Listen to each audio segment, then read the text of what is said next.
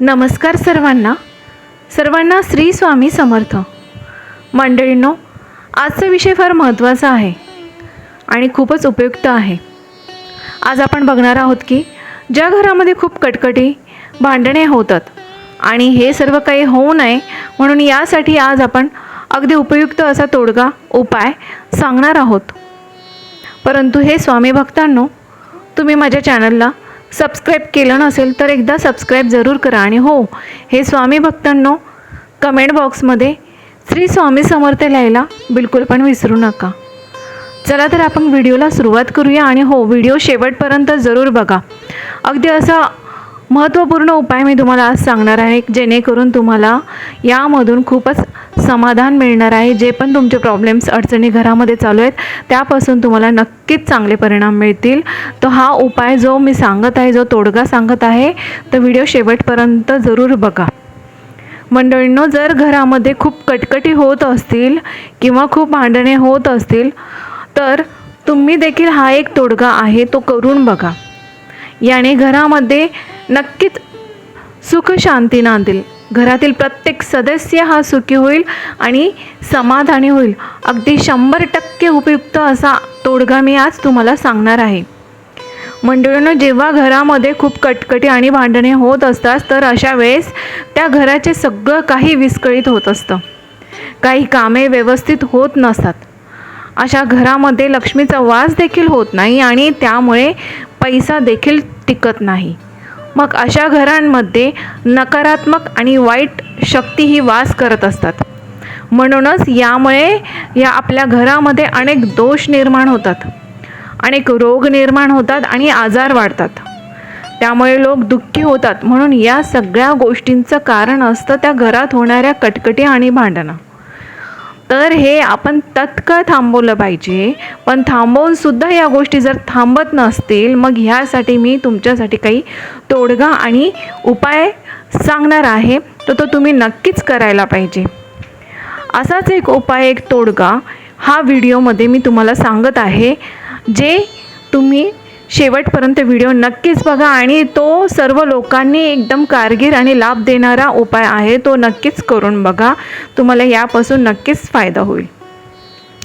तर उपाय सांगत आहे तर नीट एकदम लक्षपूर्वक ऐका। त्यासाठी तुम्हाला कोणत्याही दिवशी हा उपाय करायचा आहे आणि कोणत्या पण वेळेस तुम्ही हा उपाय करू शकतात। तर यासाठी तुम्हाला फक्त 1 मूठ तांदूळ लागणार आहे आणि हे तांदूळ तुम्हाला 1 मूठच घ्यायचे आहे आणि हे तांदूळ एका मुठीमध्ये घेऊन तुम्हाला घराच्या बाहेर जायचं आहे। घराच्या बाहेर म्हणजे मुख्य दाराजवळ तुम्हाला उभं राहायचं आहे। मुख्य दार जे आहे त्या दाराच्या बाहेर उभं राहून तुमचं तोंड जे आहे घराकडे असलं पाहिजे।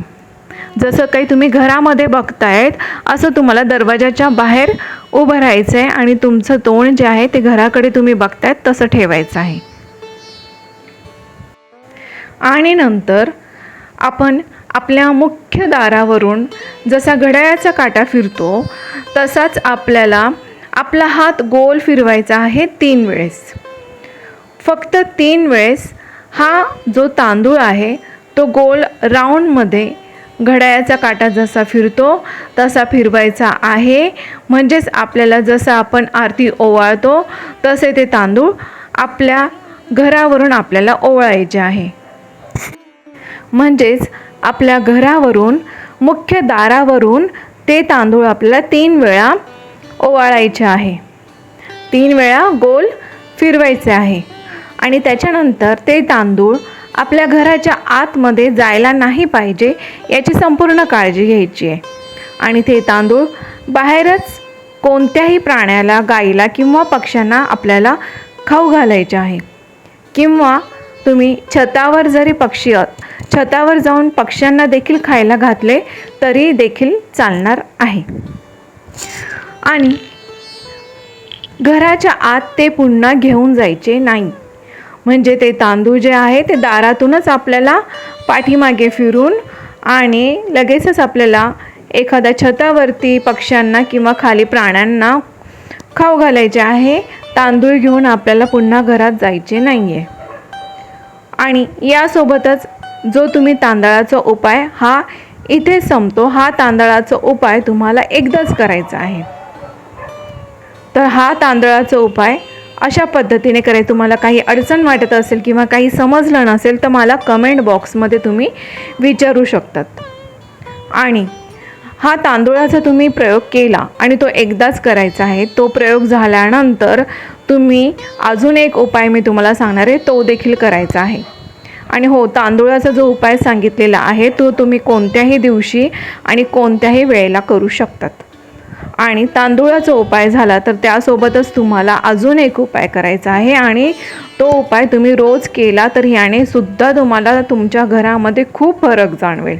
आणि तो उपाय आहे तो म्हणजे आपल्या स्वामी समर्थांच्या नित्यसेवेमध्ये म्हणजेच पोथीमध्ये कालभैरव अष्टक दिलेले आहे. जे कालभैरव अष्टक आहे ते तुम्हाला रोज संध्याकाळी देवपूजा करताना एकाच वेळेस वाचायचे आहे. देवासमोर तुम्हाला अगरबत्ती दिवा लावून आपल्या देवाऱ्यासमोर बसून आपल्याला कालभैरव अष्टक हे वाचायचे आहे. याने देखील आपल्या कसं होतं की घराचे रक्षण होते. कोणत्या पण अडचणी आहेत, कोणते पण संकट आहे, कोणती पण आपल्या घरामध्ये निगेटिव्ह एनर्जी आहे ती आपल्या घरामध्ये राहत नाही. किंवा कुठल्याही बाहेरची नजर बाधा कुठल्या पण अडचणी असतील तर ते आपल्या घरामध्ये येत नाही. तर त्यामुळे हे देखील हा दुसरा उपाय आपल्याला जरूर करायचा आहे. आणि हे दोन्ही उपाय तुम्ही नक्कीच करून बघा. हे दोन्ही उपाय केल्याने तुम्हाला कायमस्वरूपी ज्या घरामध्ये कटकटी, नवरा बायकोचे भांडणं होत आहेत, एकमेकांशी मुलांशी पटत नाही आहे किंवा नातेवाईकांमध्ये भांडणं होत आहेत, कुठलेही नातेसंबंध असो, नवरा बायकोचं भांडण असो, तर ह्या सर्वांपासून तुम्हाला नक्कीच फरक पडेल आणि घरामध्ये शांतता नांदेल. तर तुम्ही हे जे 2 उपाय आहे अगदी श्रद्धेपूर्वक तुम्ही हे दोन्ही पण उपाय करून बघा. मनापासून कळकळीने हे दोन्ही उपाय करा आणि स्वामींकडे नक्कीच प्रार्थना करा. तर तुम्हाला नक्कीच या सर्व गोष्टींपासून तुम्हाला फरक जाणवेल. आणि ह्याने काय होणार, घरात शांतता नांदली तर तुमच्या घरामध्ये लक्ष्मी देखील नांदेल आणि त्यामुळे पैसा देखील येईल. तर पैशासंबंधीच्या अडचणी देखील दूर होतील, घरामध्ये प्रगतीचे स्रोत निर्माण होतील, अडचणी दूर होतील. आणि तर हे स्वामी भक्तांनो, तर तुम्हाला नक्कीच फायदा होणार आहे आणि हे नक्की तुम्ही करून बघा. अगदी कळकळीने तुम्हाला ही विनंती आहे. 100% तुम्हाला फरक जाणवेल. तर हा व्हिडिओ इथे समाप्त होतो. अशी उपयुक्त माहिती तुम्हाला बघण्यासाठी माझ्या ह्या यूट्यूब चॅनलला सबस्क्राईब जरूर करा. असेच तुमचे जे पण काही अडीअडचणी असेल तर तुम्हाला माझ्या या व्हिडिओमार्फत नक्कीच समजणार. तर त्यासाठी तुम्हाला एकदा सबस्क्राईब जरूर करावं लागेल. आणि हो, कमेंट बॉक्समध्ये श्री स्वामी समर्थ जरूर लिहा.